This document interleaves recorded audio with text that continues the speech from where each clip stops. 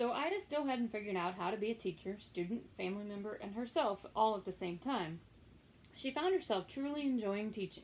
Each time she drove to school, she looked forward to what new things would happen. As the days passed, she worked with or listened to each student separately, though there were times she worked simultaneously, which means at the same time, with two or three. When she wasn't spending time with them, the children were either learning lessons by themselves, memorizing, working with each other, studying together if they were on the same level, or helping one another if they were not. When they became tired or bored, which happened, they sat quietly staring out the windows at the mountains, daydreaming. Sometimes they did little but listened to the other lessons that buzzed ceaselessly around them. Of course, there were arguments, spats, even mean words, some of which brought tears. Once, Herbert and Charlie even got into a fight. Everything took sorting out.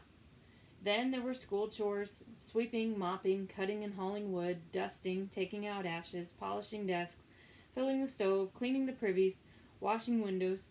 Everybody did some of everything. But with every passing day, Ida felt more confident that things were truly going well. The children seemed to be working hard. She herself was not quite as exhausted as she had been. Even Herbert was in school more often than not. Maybe, after all, her visit had helped. One afternoon, as they were driving home, Felix said, "Ida, guess what Tom was talking about?" "What?" "That final exam you have to take." "What did he say?" "Said he's gonna pass it easy." Gritting her teeth, Ida said, "I hate that Tom Cole," and immediately resolved to concentrate wholly on her own studies. But as soon as she arrived home, she was greeted by her father, saying, "Ida, I need you in the barn." It was lambing season, an exciting but unsettled time. Newborns had a schedule all their own. It was quite late when Ida finally crawled into her own bed. She, working with her mother and father, had helped deliver 12 lambs. Spent, she laid down, only to realize she had done absolutely no schoolwork that night, neither for the students nor for herself. She sat bolt upright. She must do something. Then Felix, across the room, gave a deep sigh in his sleep. He sounded so content, so utterly at rest, that Ida could do nothing but give way to her own tiredness. Full of the pleasing sensation of willfully doing nothing, of being aware of nothing but her own body, she snuggled beneath her blanket. It seemed the sweetest thing to do in the whole world. In moments, she was asleep. Exactly 2 weeks after the day Miss Sedgwick had appeared, the weather turned springtime glorious. The air was balmy with fluffy clouds floating through an arching blue sky. The mountains themselves, with their constantly retreating snowcaps, seemed to be soaring. Tom announced he'd seen a bald eagle on the way to school. Charlie countered by insisting he'd seen hummingbirds, the season's first.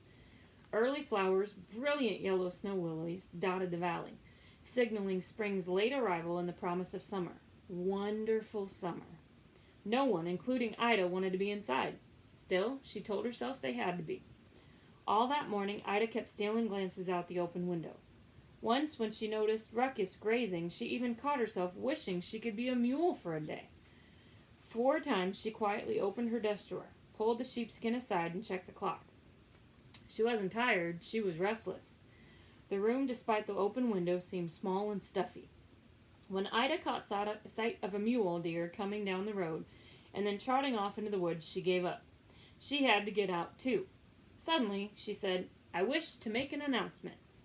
The fidgeting children gave her their attention. "It's recess time, and I've decided that I need recess, too. From now on, I shall go outside and play when you do. When I do, I shall be Ida. But when recess is over, I will be Miss Bidson, your teacher, again. May we agree on that? All in favor, raise hands." "Ida's gonna be human again!" Herbert shouted as he stretched both hands high. All the other hands shot up too, and there was a dash for the door. Once outside, Ida didn't stop. Gathering her skirt in her hands, she ran as hard as she could away from everyone, toward the eastern hills, as if determined to reach the top of a mountain. It felt so good to run again. Then she flopped down in the tall grass, spread her arms and legs like a windmill, and gazed up at the sky. The sun was warm. The breeze in her face was fresh and clean. High above her, a hawk began to circle. Ida giggled. "Maybe he thinks I'm a mouse," she thought. Suddenly, consumed with a desire to play, she ran back to the schoolyard. As soon as Tom saw Ida coming, he huddled with Herbert. Then he called out, "Crack the whip! Crack the whip!" Everybody tore down behind the privies to the flat area near the pond. Once there, they all joined hands, urging Ida to be at the end. Completely giddy to be romping again, she agreed. It was Herbert who grasped her hand securely. Tom, being tallest, naturally took the lead. He led them round and tighter circles until Ida had a hard time staying on her feet. She didn't care. She was happy to be part of the group again. Tom led on, faster and faster, until, as he made the final cracking twist, he shouted, "Let her go!" With that, Herbert let Ida's hand slip. The boys had it all perfectly planned and timed. Ida went flying through the air until she landed with a great splash right in the middle of the pond. Soaked and mud-spattered, she sat in the water. For a moment, she just remained there, gasping for breath, shocked. The next moment, she broke out into laughter, laughing as she had not laughed in a long time. As the other children joined in, she could not stop. Suddenly, they heard a voice say, "My dear Miss Bitson, are you giving a swimming lesson?" They looked around. It was the county examiner, Miss Sedgwick. She seemed to be struggling not to laugh herself. "I visited many a school," she said, "but never one like this. Now I'm afraid I really do need to speak to you all." Dripping wet, red-faced, and mud-streaked, Ida waded out of the pond and plodded in sodden shoes toward the schoolhouse. The other children followed uncertainly. Tom edged up to Ida. "Sorry," he whispered.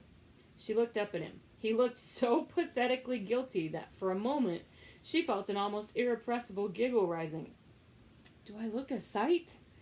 He hesitated for a moment, then said, "Yes," and started to laugh again, but tried to repress it. Ida bit her lip to keep herself from laughing more. As the students filed into their places, Ida stood shivering beside the teacher's desk.